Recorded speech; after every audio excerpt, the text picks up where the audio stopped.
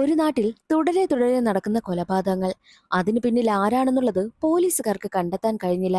എന്നാൽ ഒരു ഘട്ടത്തിൽ അതൊരു സൈക്കോ കില്ലറിന്റെ ആത്മാവാണ് ചെയ്യുന്നതെന്ന് പോലീസുകാർ അറിഞ്ഞാലോ? പിന്നീട് എന്തൊക്കെയായിരിക്കും സംഭവിക്കുക എന്നൊക്കെ അറിയണ്ടേ? എങ്കിൽ നമുക്ക് 12 o'clock എന്ന ഹിന്ദി സിനിമയുടെ കഥ നോക്കിയാലോ? വീഡിയോയിലേക്ക് കടക്കുന്നതിന് മുൻപ് വീഡിയോ കാണുന്ന കൂട്ടുകാർ ഒന്ന് ലൈക്ക് ചെയ്യാനും കമന്റ് സെക്ഷനിലെ ഹൈപ്പ് എന്നൊരു ഓപ്ഷൻ ഒന്ന് ക്ലിക്ക് ചെയ്തേക്കാനും മറക്കരുതേ.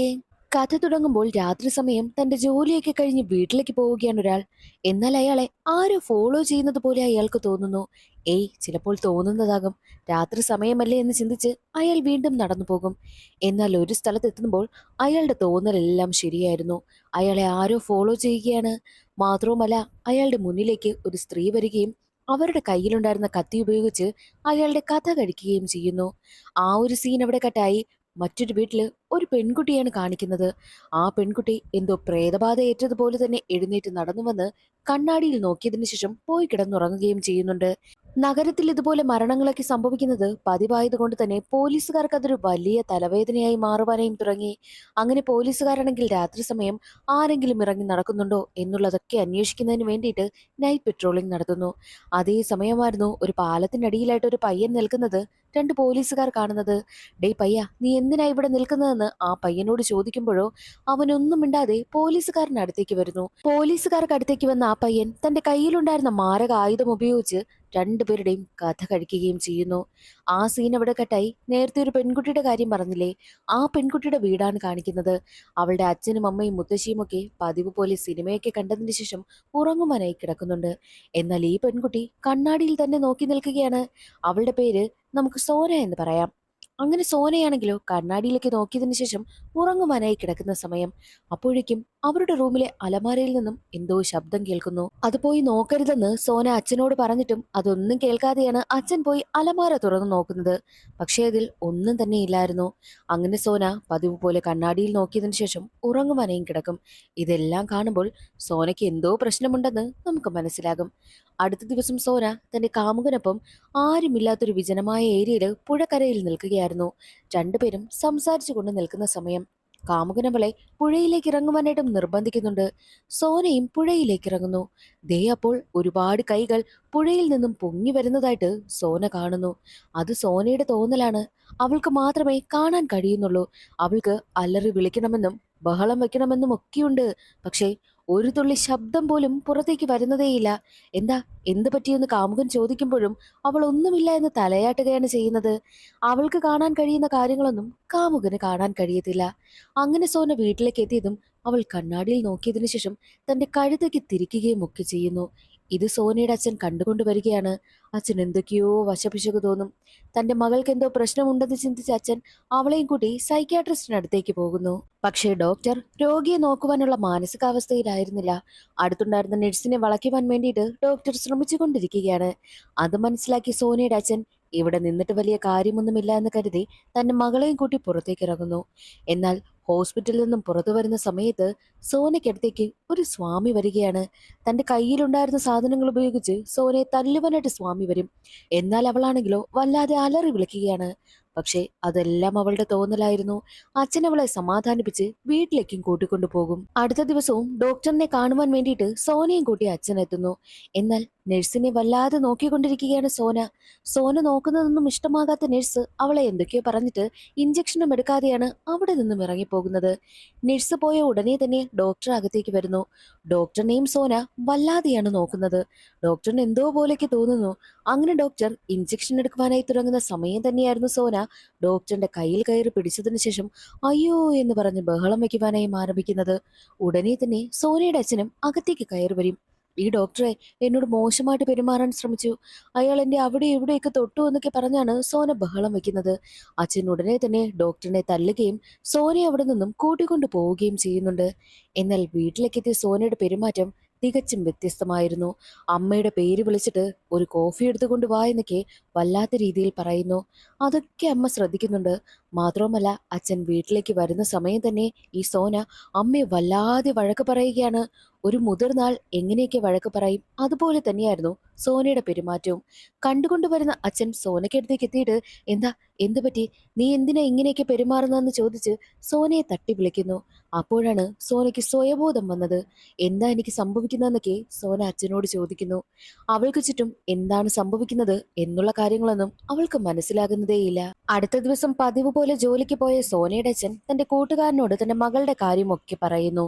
മകൾക്ക് ഇങ്ങനെയൊക്കെയുള്ള പ്രശ്നങ്ങളൊക്കെയാണെന്ന് പറഞ്ഞുകൊണ്ട് നിൽക്കുന്ന സമയം തന്നെയായിരുന്നു സോന അവിടേക്ക് വരുന്നത്. അച്ഛന്റെ കൂട്ടുകാരനെ അവൾ ഒരുപാട് വഴക്ക് പറയുകയും കൂട്ടുകാരനെ കയ്യേറ്റം ചെയ്യുകയും ഒക്കെ ചെയ്യുന്നുണ്ട്. അതൊക്കെ കാണുന്ന അച്ഛന് വല്ലാതെ സങ്കടം വരികയും സോനയെ വീണ്ടും തട്ടി വിളിക്കുകയും ചെയ്യുന്നു. അപ്പോഴാണ് വീണ്ടും സോനയ്ക്ക് സ്വയബോധം വന്നത്. ഇനി ഇത് ഇങ്ങനെ വിട്ടാൽ പറ്റില്ല എന്ന് കരുതി ഒരു മന്ത്രവാദിക്കടുത്തേക്ക് സോനയെ കൂട്ടിക്കൊണ്ടു പോകുന്നു. ആ മന്ത്രവാദിയാണെങ്കിലോ സോനയെ കണ്ടതും തന്റെ കാലിൽ കിടന്ന ചെരുപ്പൂരി സോനയെ തല്ലുവാനായിട്ട് ഒരുങ്ങുന്നു. അത് കാണുന്ന അച്ഛന് വല്ലാതെ ദേഷ്യം വരികയും എന്റെ മകളെ നിങ്ങൾ എന്തിനാ തല്ലുന്നതെന്ന് ചോദിച്ച് അച്ഛൻ അയാളെ പിടിച്ച് തള്ളിയതിനു ശേഷം സോനയും കൂട്ടി അവിടെ നിന്ന് പോകുന്നു. എന്നാൽ അതേസമയം സോന തല്ലിയത് താങ്ങാനാകാതെ സോനയുടെ അച്ഛന്റെ കൂട്ടുകാരനാണെങ്കിൽ നാട് വിട്ടു പോവുകയാണ്.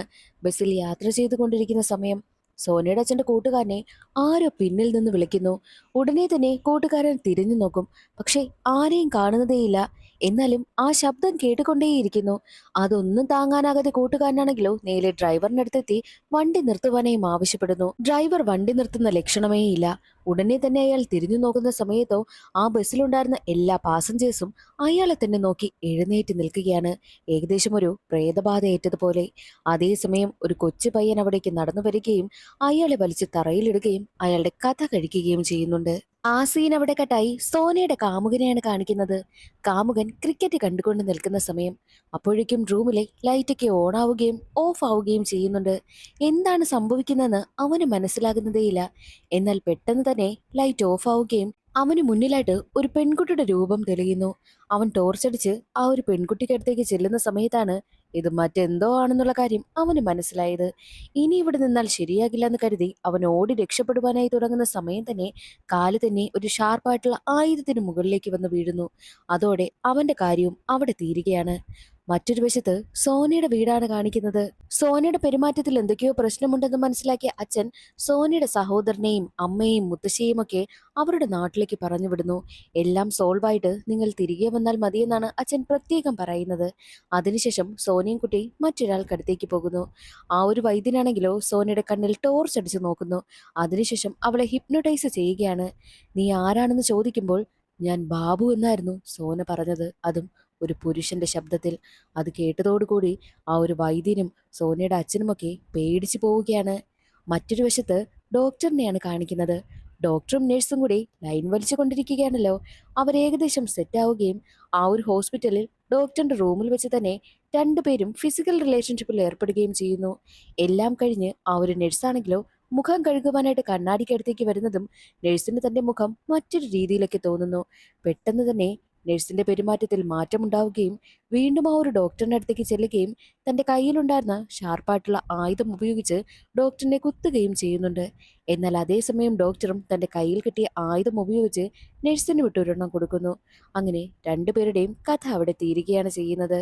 അടുത്ത ദിവസം ന്യൂസിലൊക്കെ ഈ ഒരു കാര്യം കാണിക്കുന്നത് കണ്ട് സോനയുടെ അച്ഛൻ ആകെ ടെൻഷൻ. ഉടനെ തന്നെ സോനയുടെ അച്ഛൻ പോലീസ് സ്റ്റേഷനിലേക്ക് പോകുന്നു. ഡോക്ടറും നഴ്സും മരണപ്പെട്ടത് എന്റെ മകൾ കാരണമാണെന്ന് സോനയുടെ അച്ഛൻ പറയും.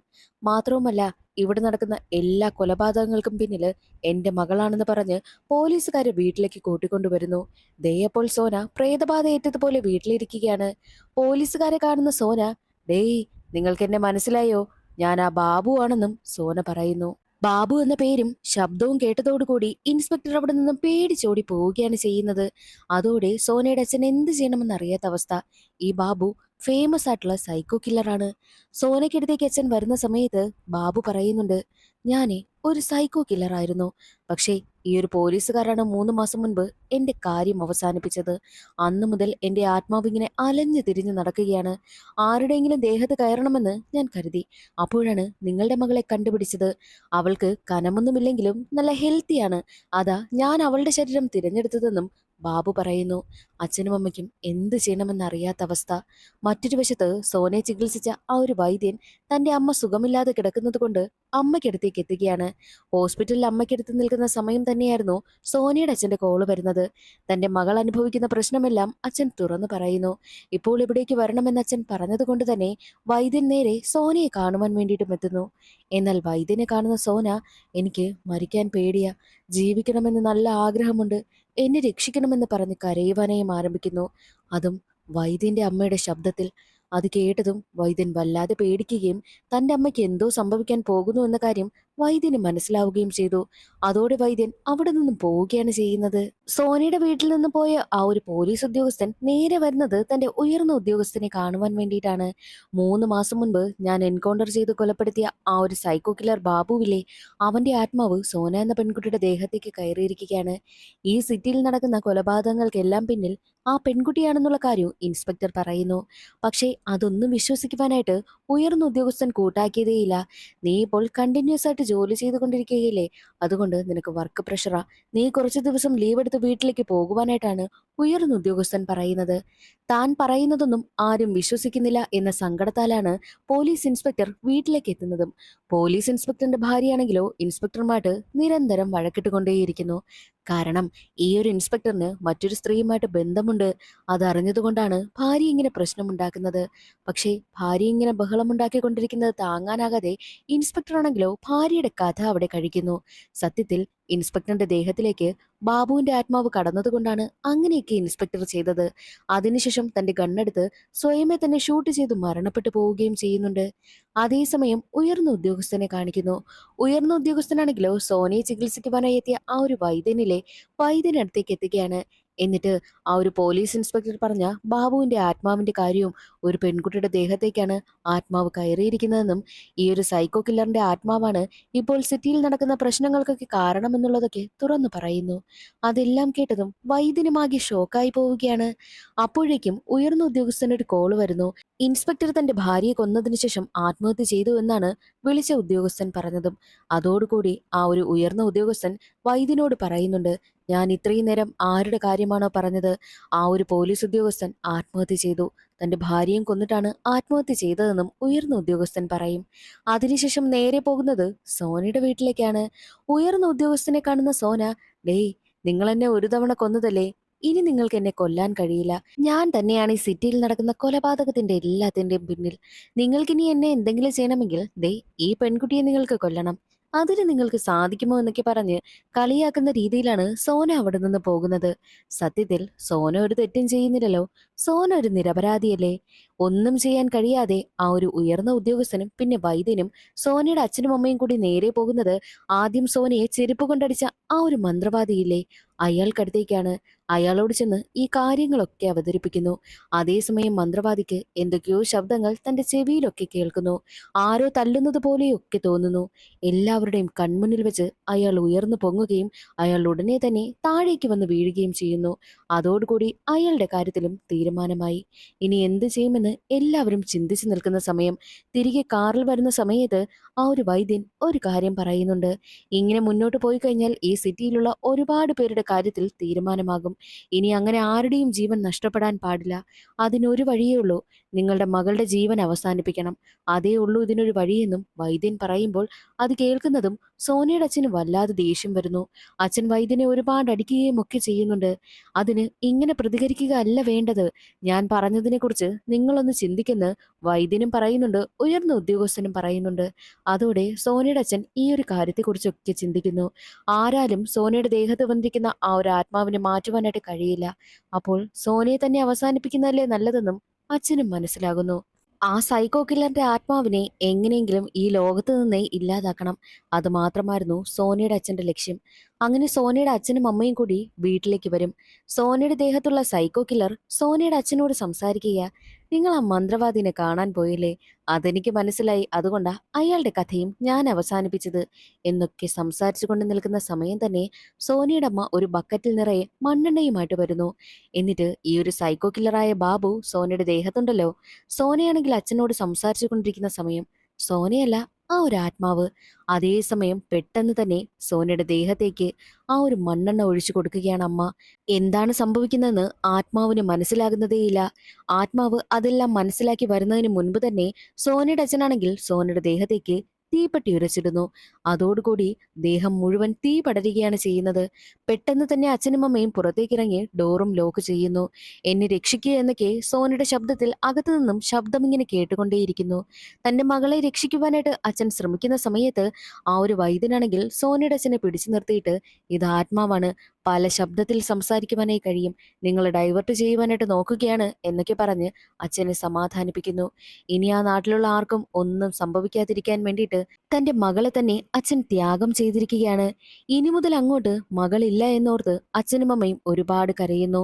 ആ ഒരു ഉയർന്ന ഉദ്യോഗസ്ഥനും വൈദ്യനും ചേർന്ന് അവരെ ഒരുപാട് സമാധാനിപ്പിക്കുകയാണ്. അതോടുകൂടി ഈ ഒരു സിനിമയുടെ കഥ അവിടെ അവസാനിക്കുന്നു. ഇന്നത്തെ ഈ ഒരു വീഡിയോ ഇഷ്ടമായെന്ന് കരുതുന്നു. ഇഷ്ടമായാൽ ഒന്ന് സപ്പോർട്ട് ചെയ്തേക്കണേ. അടുത്തൊരു വീഡിയോയിൽ കാണാം. അതുവരെ എല്ലാവർക്കും ബൈ.